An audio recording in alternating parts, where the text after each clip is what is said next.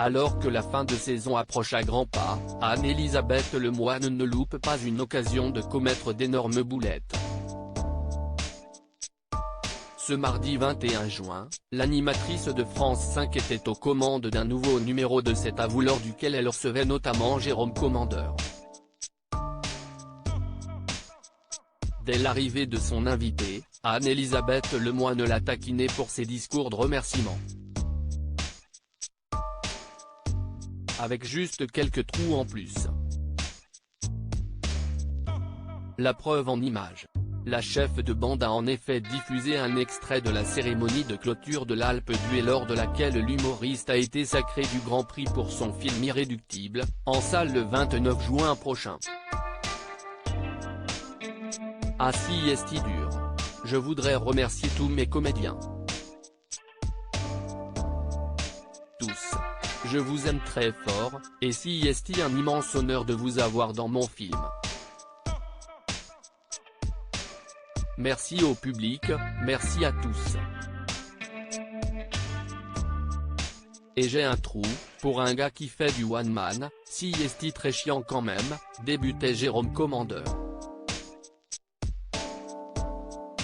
Finalement la mémoire lui était revenue rapidement. Ah si, voilà, très important, je n'oublierai jamais le soir où il a été projeté, concluait-il. Un moment fort en émotion pour celui qui était récompensé pour la première fois. Surtout, son émotion cachait un drame plus important.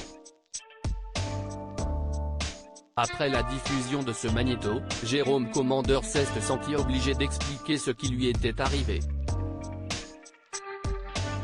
Et pourquoi le soir de la projection de son film était si cher à son cœur. C'était le soir du décès de Gaspard Ulliel. Voilà qu'il lâchait entre émotion et embarras.